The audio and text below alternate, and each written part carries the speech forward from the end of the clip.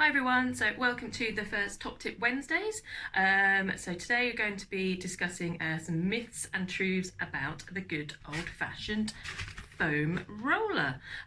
So some of you may not foam roll. Some of you find it torturous and therefore do not do it, which is absolutely fine. I personally don't really engage in it, but I thought I would share some of those kind of common like I say, myths and truths about what it actually does and what it actually doesn't do, because there's a lot of information out there, and I've even seen recently with PTs saying they foam roll to get rid of knots, etc. It's not true. Okay, so the big fat lie about foam rolling is that it is a self-myofascial release tool.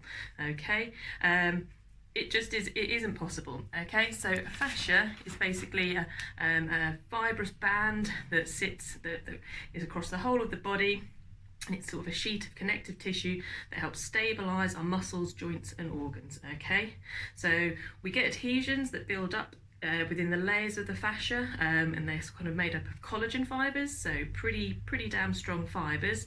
Okay, and they occur due to the responses in feedback from our cells. Okay, often due to being in static postures or repetitive postures.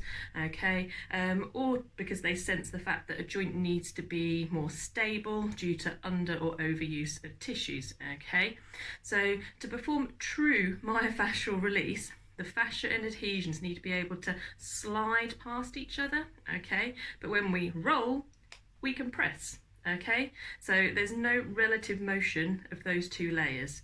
So without relative motion of those two layers, it's impossible to remove adhesions and knots. Okay, so let's just park that one to the side and stop trying to tell ourselves that it's a bit of self-myofascial release. Okay.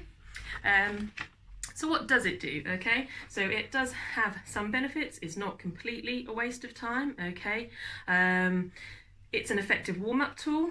If you combine some of the foam rolling techniques with your normal dynamic stretches and mobility drills that you would do pre-exercise, okay, it helps as a temporary boost to functional range of motion to your joints, and it stimulates the nervous system, okay, and prepares the body for exercise. Okay, so it's those kind of dynamic movements to just get the body ready for that exercise it's going to be doing.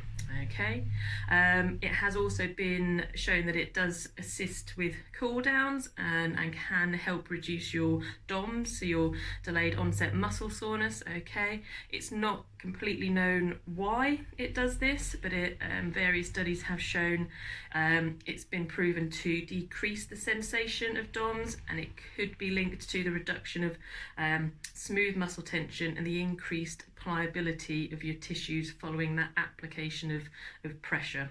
Okay.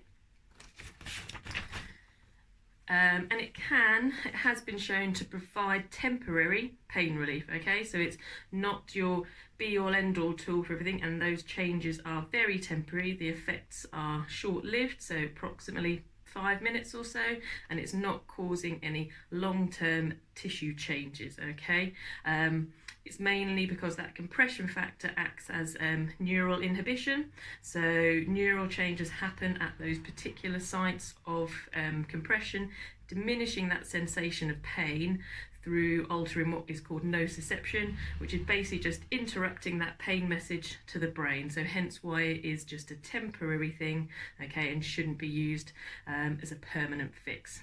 Okay, so little bit of a wrap up there, kind of of what you should and shouldn't expect of foam rolling. It's not to say you shouldn't do it, because it has some benefits, but don't expect it to do what you have commonly been told it does, which is apply an application of self-myofascial release. Okay, so don't ever use it on an acute soft tissue injury, because you could be causing yourself more damage.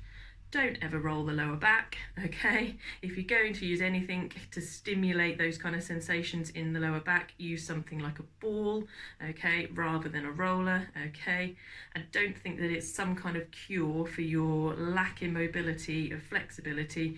You need to actually engage in a proper program of specific mobility and flexibility conditioning. It's not just going to happen just because you foam roller for a minute or two after exercise, okay? You need to apply the right amount of time and effort into those kind of things, okay? So whether that's yoga, other mobility routines such as cars, Pilates, etc. But don't just expect it to happen by using a foam roller, okay?